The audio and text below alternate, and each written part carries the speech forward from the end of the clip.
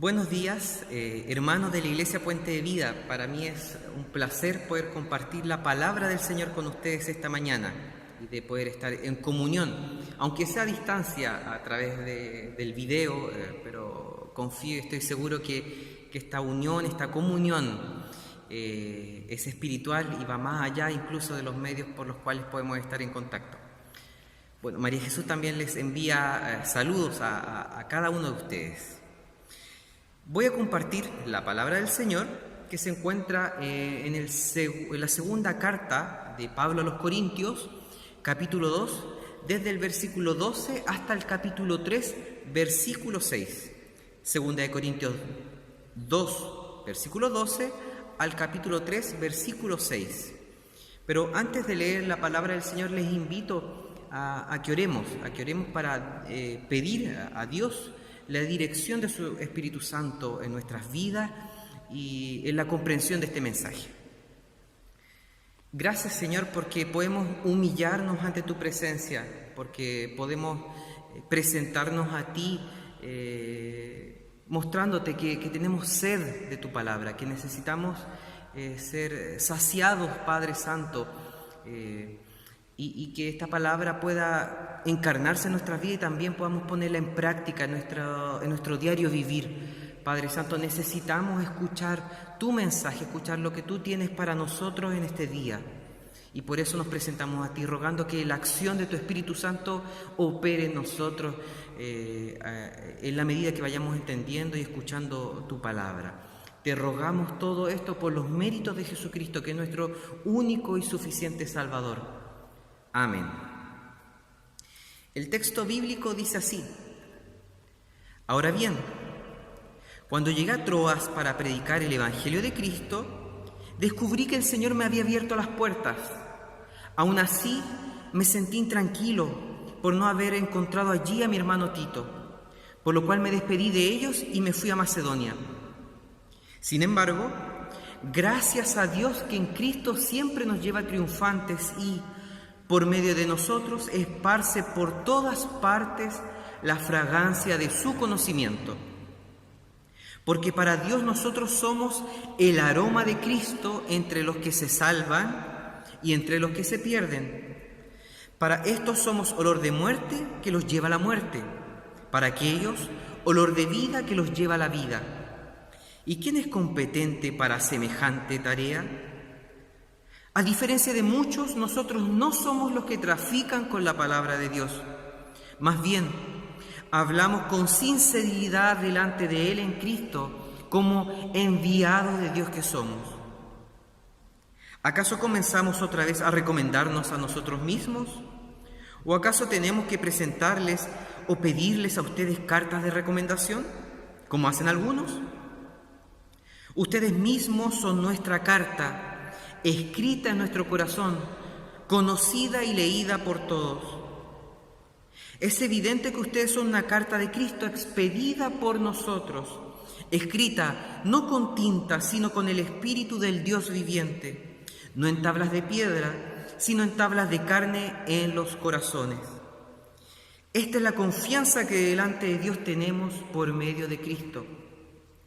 No es que nos consideremos competentes en nosotros mismos.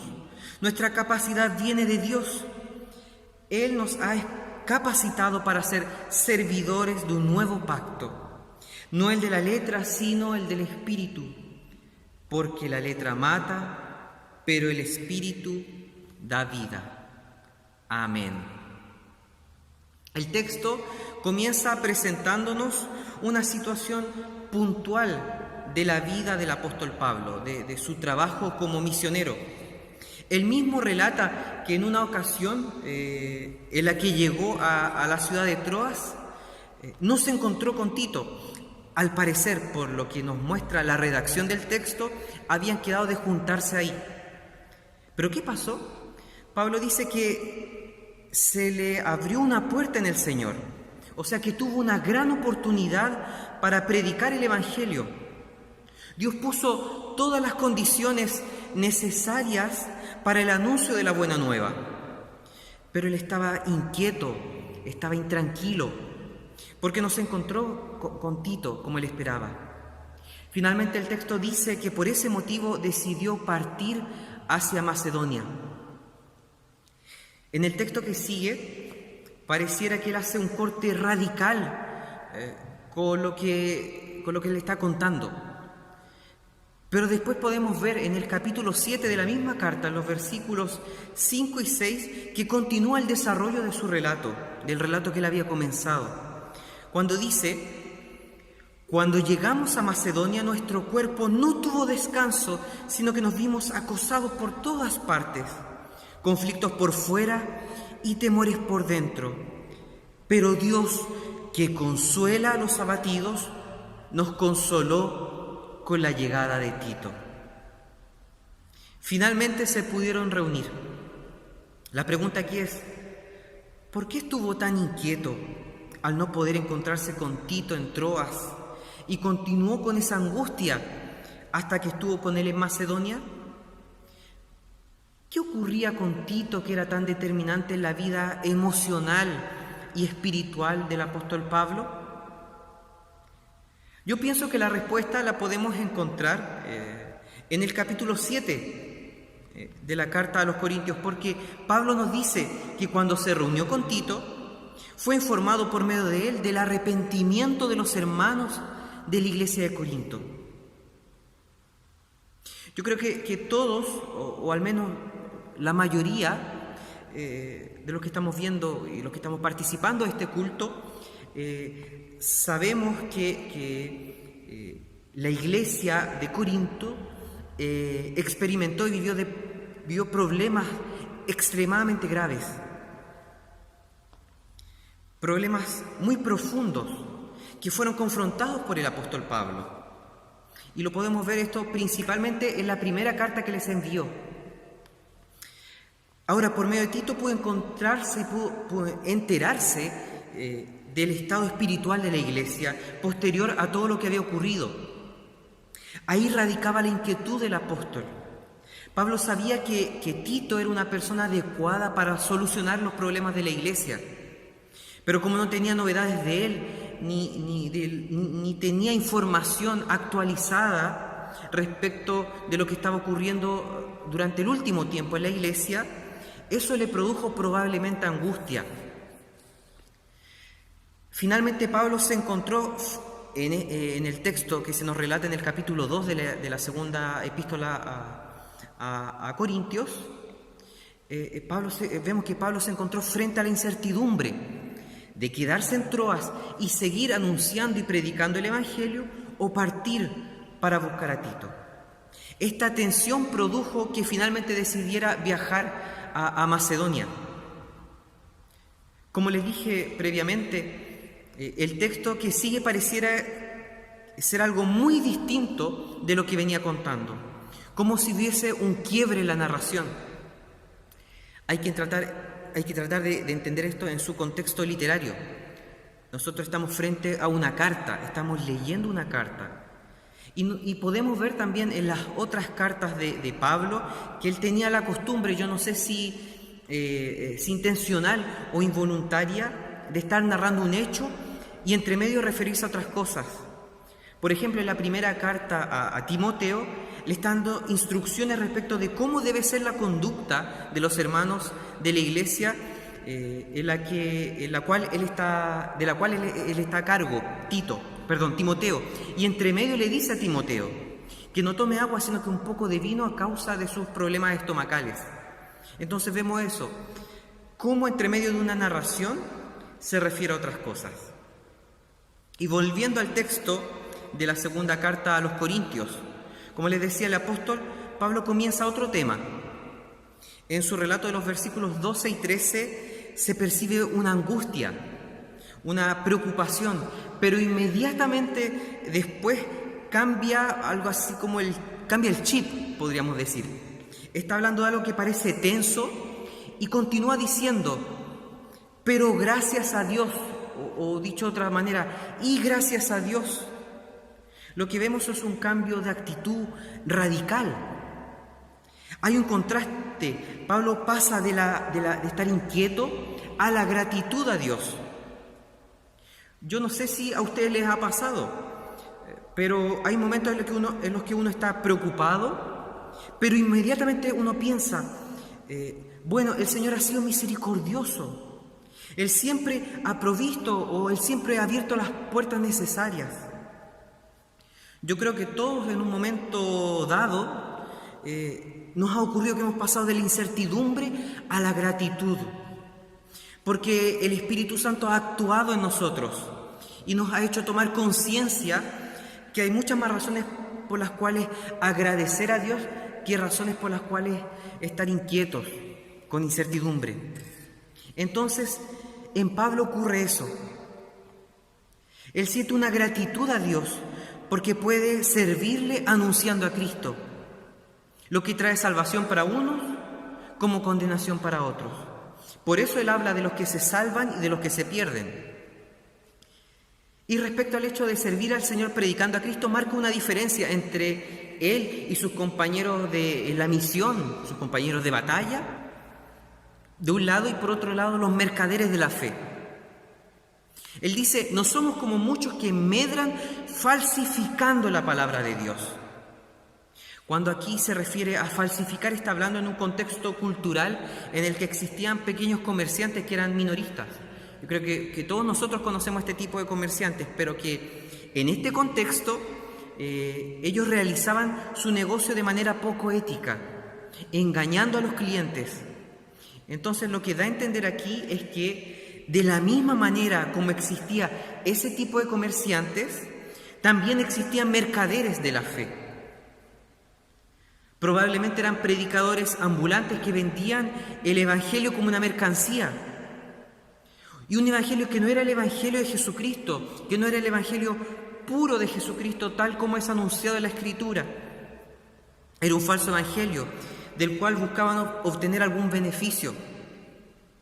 El apóstol Pablo busca marcar la diferencia. Él quiere mostrar que tanto él como sus compañeros actuaban con honestidad y que habían sido llamados y enviados por Dios para anunciar a Cristo. Pero el texto sigue y podemos deducir que los predicadores itinerantes o ambulantes a los cuales él se estaba refiriendo llegaban a las iglesias con cartas de recomendación. Estas cartas de recomendación eran muy utilizadas en esa época y en ese contexto. Pero el apóstol Pablo quería insistir en que en el caso de él y de sus compañeros en la misión, en la batalla de la fe, no eran necesarias. Y es por eso que él hace el contraste entre los charlatanes que necesitaban y que presentaban estas cartas de recomendación, y él, por otra parte, y sus hermanos en la fe, que estaban involucrados en la misión, que no tenían cartas porque habían sido escogidos por Dios para cumplir con esta tarea. Incluso él dice que era competente en el anuncio del Evangelio no por él mismo, no por sus capacidades, sino que esto venía de Dios. Era Dios quien lo había capacitado. Fue Dios que hizo a Pablo y a sus compañeros ministros del nuevo pacto, o dicho de otro modo, ministros de esta manifestación plena del pacto de Dios que Dios había hecho en Cristo.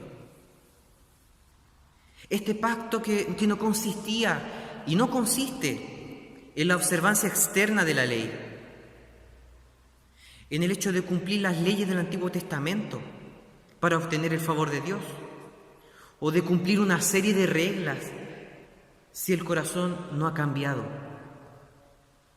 sino que consiste en la acción del Espíritu Santo que regenera y da nueva vida a la persona. Por eso el versículo 6 dice que la letra mata, pero que el Espíritu vivifica. Solo después que la persona vuelve a nacer por la acción del Espíritu Santo, puede actuar de acuerdo a la palabra de Dios, cuando su corazón ha sido cambiado primero. Ahora, de manera concreta, ¿cómo podemos aterrizar este mensaje a nuestra vida?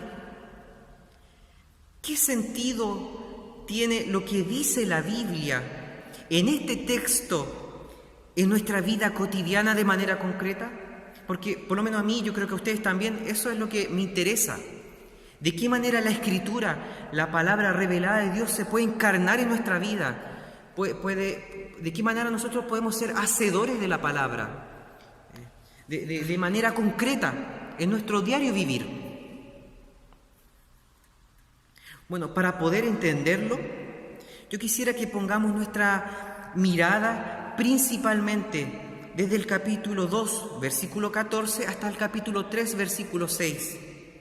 Asumiendo que el relato que venía previamente, los versículos 12 y 13, era algo así como una introducción a este pasaje que queremos, en el cual vamos a poner la mirada desde el capítulo 2, versículo 14, hasta el capítulo 3, versículo 6. Entonces, yo creo que podemos encontrar aquí dos aplicaciones principales. Primero, yo sé que se ha hablado en varias oportunidades en la Iglesia Puente de Vida del sacerdocio universal de los creyentes. Todos ustedes han escuchado probablemente hablar de esto, del sacerdocio universal de los creyentes. Y yo creo que podemos aplicar este texto a partir de esa idea.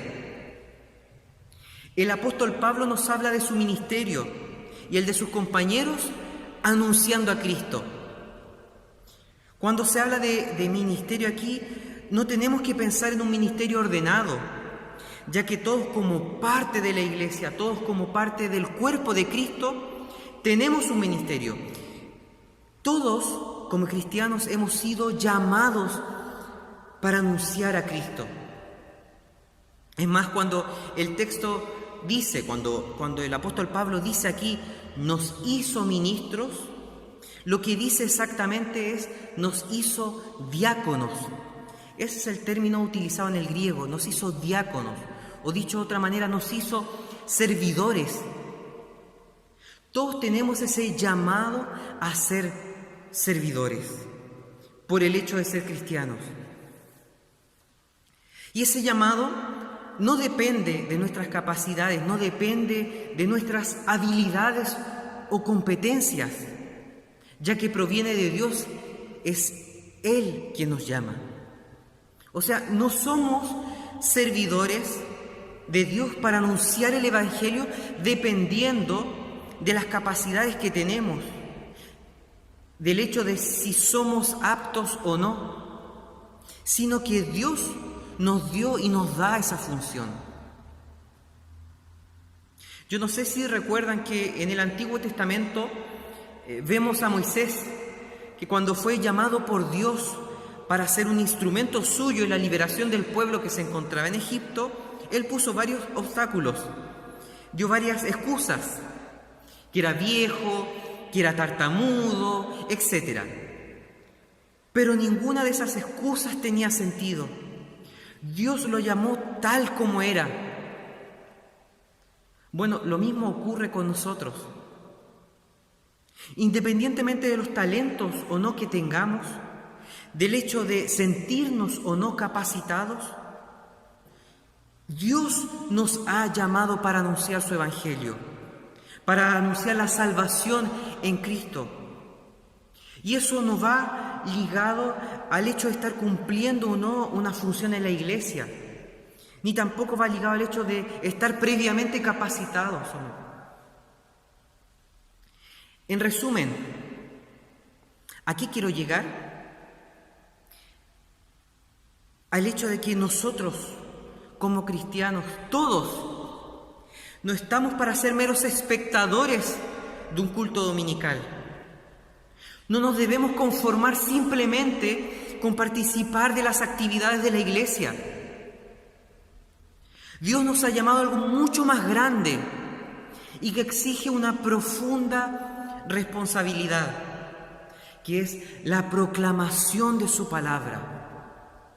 Dios nos ha llamado a eso, a esta tarea que va mucho más allá de nuestra participación en las actividades o en las funciones de la iglesia. La proclamación de su palabra. A Spurgeon se le atribuye una frase que yo encuentro preciosa y a la vez letal. Al parecer él habría dicho: ¿todo cristiano es un misionero o es un impostor? Entonces no tenemos elección. O somos misioneros o somos impostores. No existe una tercera alternativa. Bueno, y como la frase de Spurgeon es certera, pero no es la palabra de Dios. ¿Qué dice la palabra de Dios sobre este tema? ¿Qué dice la palabra de Dios sobre todo esto?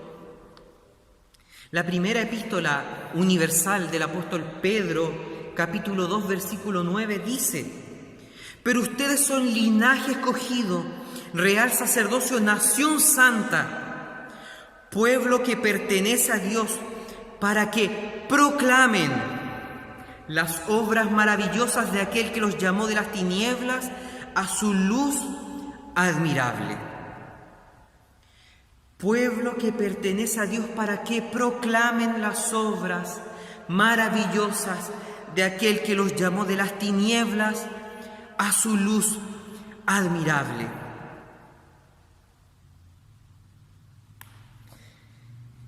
En el contexto de este texto bíblico que encontramos en el segundo capítulo de la segunda epístola a la iglesia de Corinto, el apóstol Pablo se estaba refiriendo a la tarea que él estaba cumpliendo con sus compañeros de batalla, con sus camaradas en la fe, en la misión.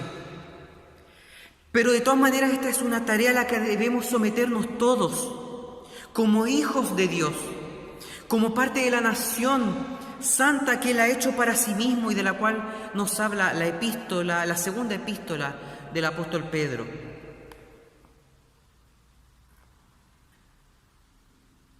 ¿Y cuál es la segunda aplicación de este texto?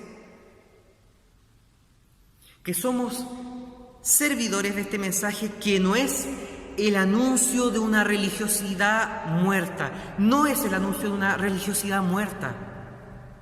No estamos llamados a anunciar un sistema de creencias al cual adherir para ser buena persona, para tener una vida correcta. Yo recuerdo que cuando era chico y alguien me preguntaba ¿qué es ser presbiteriano?, yo me enredaba, me confundía y trataba de dar o de explicar un poco el funcionamiento de la denominación de la iglesia presbiteriana, o trataba de explicar algunas doctrinas esenciales dentro del protestantismo y principalmente en la tradición presbiteriana. Pero después pensaba, no, hay algo que anda mal. Hay algo que anda mal en mi argumentación, en mi forma de responder. Pues claro, porque no se trata de eso. No se trata de hacer las relaciones públicas de la iglesia. Este anuncio consiste en la buena nueva de Dios, que en Cristo las personas pueden volver a nacer por la acción del Espíritu Santo, y esto les permite tener una relación con Dios. Tenemos que tomar distancia de dos peligros. El peligro de predicar un discurso moralista que se concentra o que tiene por objetivo el cambio superficial externo de la persona. Y segundo, el peligro de ser un relacionador público de la iglesia, de convertirnos en alguien que hace lobby o proselitismo para que la gente venga y participe de nuestra comunidad. Esos son dos peligros en los cuales se pierde el foco de la tarea, de la misión que Dios nos ha encomendado. Dios nos ha puesto como servidores de este nuevo pacto, de este pacto renovado, de la manifestación plena de este pacto. Dios nos ha puesto como servidores para anunciar el Evangelio. Porque solamente a través del Evangelio el Espíritu Santo da vida. Y solamente a través de la predicación del Evangelio el Espíritu Santo actúa dando nueva vida a las personas. Es por medio del Evangelio que Dios actúa. transformando a las personas. Entonces las personas no necesitan escuchar ni un discurso moralista, ni las maravillas de nuestra denominación. Lo que necesitan escuchar las personas es que el reino de Dios se ha acercado y que con esto Dios está restaurando todo lo que se ha dañado a lo largo de la historia, incluyendo la relación de nosotros con Él. Necesitan escuchar que es Jesucristo el que trae este reino, que es Jesucristo el Rey de este reino, y que la restauración de nuestra relación con Dios es operada por la acción del Espíritu Santo.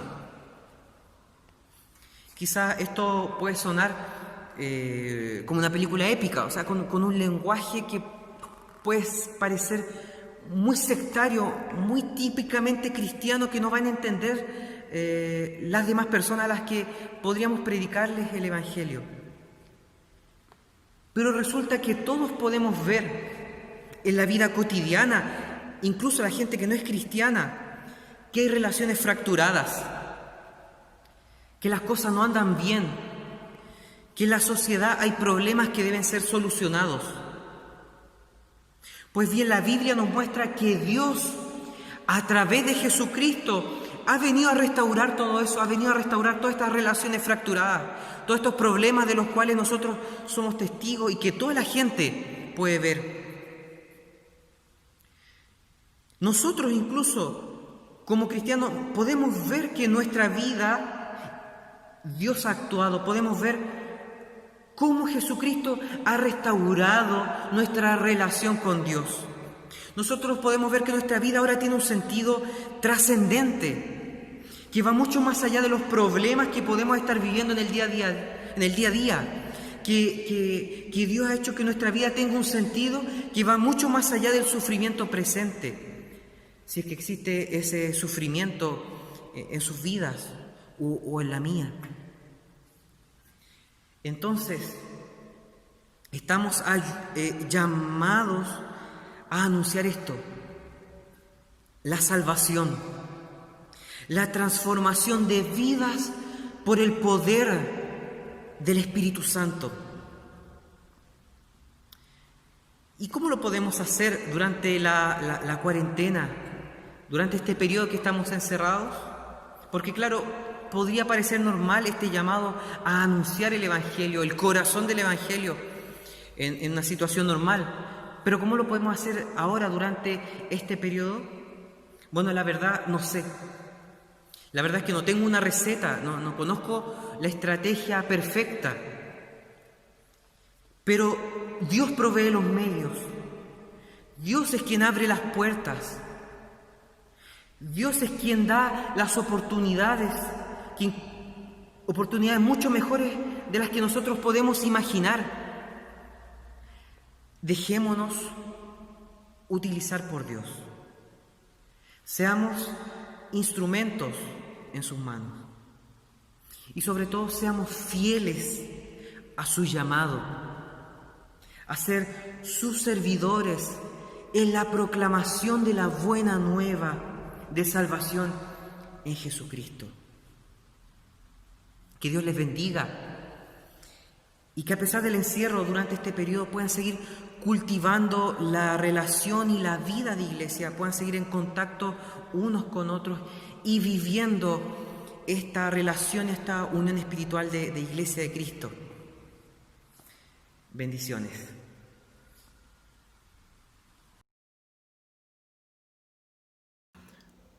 Amada Iglesia, le damos muchas gracias al Señor por habernos dado hoy día la oportunidad de rendirle culto y también de escuchar a nuestro hermano Gonzalo desde allá de Francia.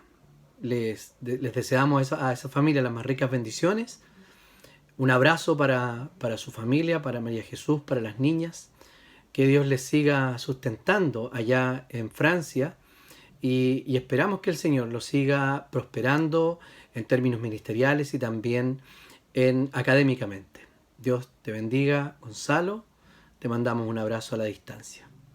Los quiero invitar, hermanos, a que recibamos la bendición de nuestro Señor. Amada Iglesia, Que el Señor te bendiga y te guarde. Que el Señor haga resplandecer su rostro sobre ti y tenga de ti misericordia. Que el Señor alce su rostro sobre ti y ponga en ti paz.